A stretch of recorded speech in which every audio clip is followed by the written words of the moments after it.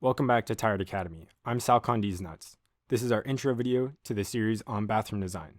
In this video, we will cover privacy and what it means, what the Greg factor is and how to calculate it, and also common mistakes that people usually make when designing bathrooms. As you can see here, we are using a men's bathroom.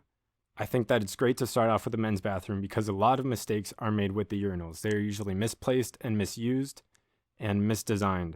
So I think it's good to start looking at them as soon as possible, and it's really not that hard to just remove it, turn it into a women's bathroom, allocate that space to something else, which we'll cover later on in the video in women's bathroom theory.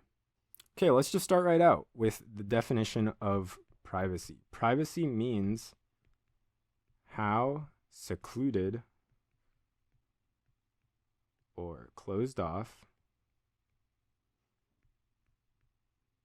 you are from your surroundings. Another way that you can think of this question is asking yourself, how many walls? Now, what do I mean by this, how many walls? Well, let's take a point in the bathroom. How many walls are directly around me? There are no walls. Let's take another point. Let's take this point up against this wall. There is one side with a wall, 3 sides without. We would consider this more private because there are more walls around me. The answer to this question, how many walls, is what we call the Greg factor of a point in a room. This point in the room has a Greg factor of 0. There are 0 walls around him. Let's take this point in the room. There is 1 wall around them, so the Greg factor is 1. We can use this Greg factor to decide how private different places in the room are. We like to classify the privacy in different parts of the room and different types of privacy into 5 main categories. This forms our hierarchy of privacy. You might have also seen this as a pyramid, kind of looking like the food pyramid, but in this video, I will just list it. So let's look at our first type of privacy. The first type of privacy is actually the one that we drew in our first example, the one with 0 Gregs. 0 Gregs. This is just when you're out in the room. We like to call it room privacy, 0 Greg privacy, or jingle privacy. This is obviously level 1, the least privacy. Let's look at another point. Let's look at this second point that we drew. So this has 1 wall. This has a Greg factor of 1 Greg. This is when you are up against a wall. We call this squingle privacy. You might also hear a squingle part of the room, a jingle part of the room, against a wall, a 1 Greg zone, a 1 Greg point. All of these really mean the same type of thing. It just is a reference to the point in the room and how private that part in the room is. Okay, so that is our level 2. Let's look at another point. Let's look at this point in front of the mirror. So it might look like this is a 1 Greg point or a squingle point, but in reality, this hierarchy of privacy is talking about conceived privacy. What our definition was of real privacy. Real privacy is with the Greg factor, calculating the Greg factor, how many walls are around me. Conceived privacy is how private you feel.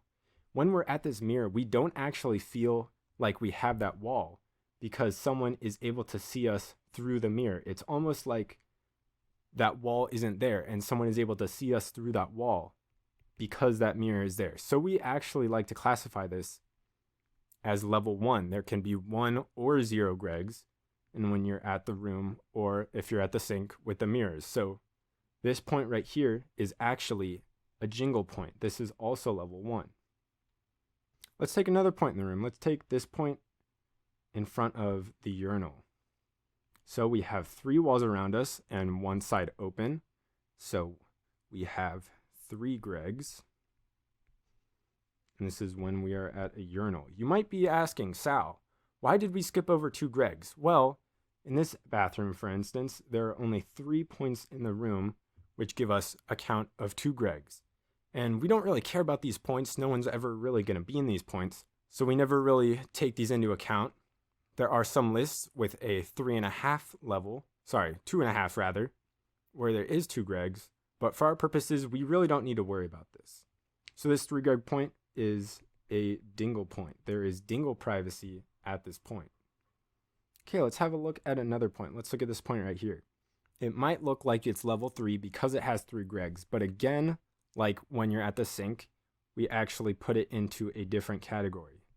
This is level 4. The reasoning is because since this hierarchy of privacy is dealing with conceived privacy, and the wall goes farther back and farther up than the bumper snoots, right here, here, all of those, we actually consider it to have more conceived privacy because of that whole wall. You know there isn't going to be anyone over there, which there could be if you were, say, right here. You could have someone on either side of you.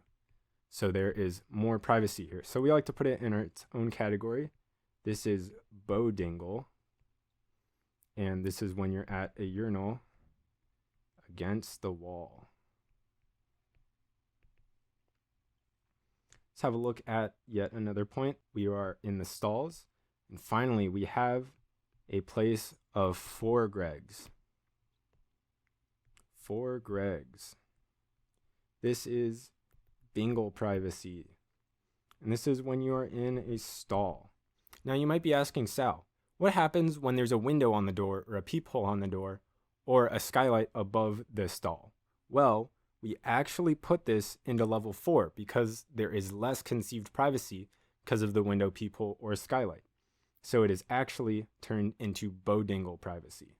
So not only when it's a urinal against the wall, but also a modified stall. That is what we call a stall that has a skylight, peephole, or window, a modified stall. And again, just the thing to be aware of, that just because the greg counts are the same doesn't mean they're necessarily on the same level of privacy, because again, gregs count real privacy and our hierarchy is dealing with conceived privacy. Okay, now that we've talked about privacy a little bit, let's talk about the big mistakes that people usually make. The first one is not following Zonke's law. Zonke's law says that you should never put the mirrors in a place that allow you to see the urinals from outside the bathroom.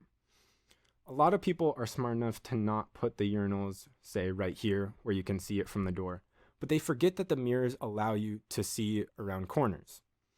This is especially problematic, to break Zonke's law, when designing middle school bathrooms, which we'll talk about in the middle school video. But you do not want to have a girl outside the bathroom looking in at guys using the bathroom.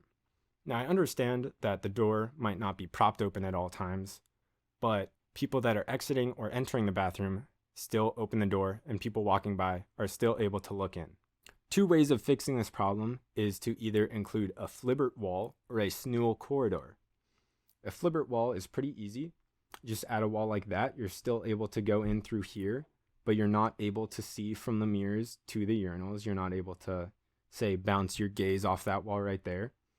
A snool corridor is more something like if we have a bathroom that goes like this, sort of a corridor that leads in. I've seen it in some airport bathrooms, and this is bathroom over here. And you could even have urinals here, but people won't see them because they can't see around here. Just make sure you don't have mirrors along this corridor. Another big mistake that we see is improper bumper snoot placement. Now, I talked about bumper snoots earlier, but I never really said what they were. It is the dividers between the urinals. A lot of times they are a lot too low. If we have a look at 2 people right here doing whatever people do at the urinals, I think they vape. Yeah, they're vapes. But a lot of the time, the conceived privacy does not match the real privacy. And what I mean by that is that in real privacy terms, you can't see the vape. You can't see junk if said junk is out. The only thing that you will really be able to see is the fat clouds. And so this isn't too much of a problem, but since we're caring about conceived privacy, again, that is why the hierarchy of privacy uses conceived privacy, we should really put the bumper snoots in a place that makes people feel more comfortable. One thing that happens a lot is when you have a tall person next to you. Even though they still aren't able to see junk or vapes, it still feels like they can because you can't see what they see. So we should have better bumper snoot placement. One thing that we can do is actually take these bumper snoots and raise them up. Look at that. Look, that completely blocks the line of sight. They can't even see anything. You can't even make eye contact, which is great. We don't want that. You really can't see anything under the bumper snoots. And it's really a win-win all around. It takes the same amount of material, just move your bumper snoots up when you're designing your urinal spaces.